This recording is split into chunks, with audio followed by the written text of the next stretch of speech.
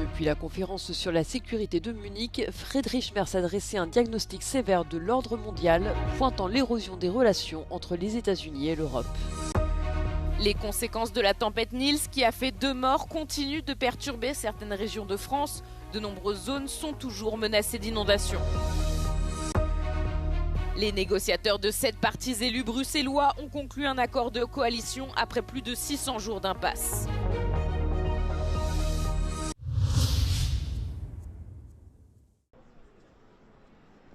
S'exprimant lors de l'ouverture de la conférence sur la sécurité de Munich, le chancelier allemand Friedrich Merz a dressé un diagnostic sévère de l'ordre mondial qu'il juge en voie d'effondrement. Wenn es nach dem Fall der Berliner Mauer einen unipolaren Moment in der Geschichte gegeben hat, dann ist der lange vorbei. Der Führungsanspruch der Vereinigten Staaten jedenfalls ist angefochten, vielleicht schon verspielt. Selon Friedrich Merz, l'érosion des relations entre les États-Unis et l'Europe est désormais incontestable. Zwischen Europa und den Vereinigten Staaten von Amerika hat sich eine Kluft, ein tiefer Graben aufgetan. Vizepräsident J.D. Vance hat das vor einem Jahr hier in München an dieser Stelle gesagt. Er hatte in der Beschreibung recht.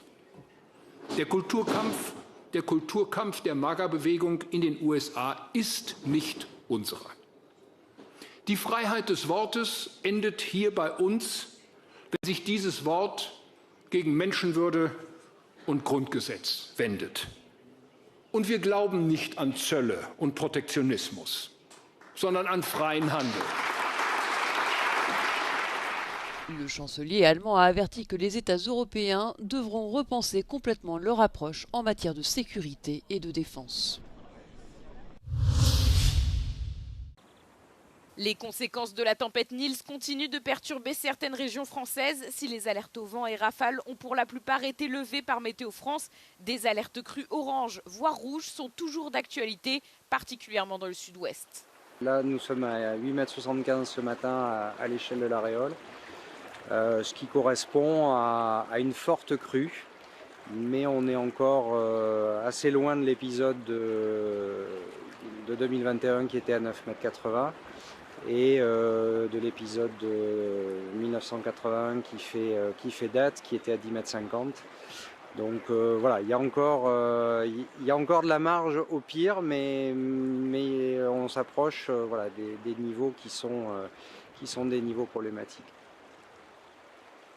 L'opérateur Enedis a déclaré que jusqu'à 900 000 de ses clients étaient privés d'électricité au plus fort de la tempête. Vendredi, le courant était rétabli pour environ la moitié des personnes touchées. La tempête, d'une violence inhabituelle, a frappé l'ouest de la France dans la nuit de mercredi à jeudi et s'est depuis déplacée vers l'est en direction de l'Italie.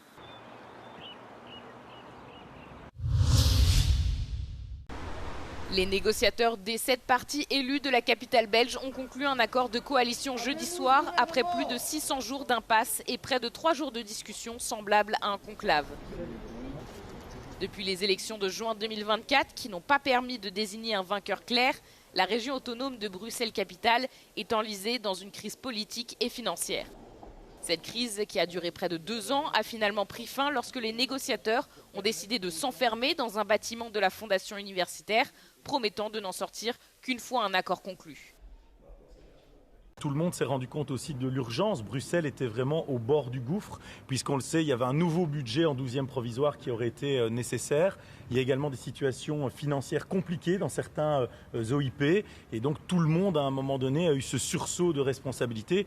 Pour être très clair avec vous, je pense qu'il n'y a pas de quoi être fier d'avoir une durée de crise aussi longue. Les 7 partis, 3 francophones et 4 néerlandophones, reflètent la structure institutionnelle complexe de Bruxelles, ce qui a rendu les négociations de coalition particulièrement difficiles. Contrairement aux autres régions de Belgique, le gouvernement bruxellois doit détenir la majorité dans les 2 groupes linguistiques du Parlement local, chacun composé de partis différents. Le Premier ministre belge, Bart De Wever, a exprimé sa frustration en début de semaine, déclarant qu'il était temps de réformer ce système politique complexe et que cette impasse nuisait à la réputation du pays.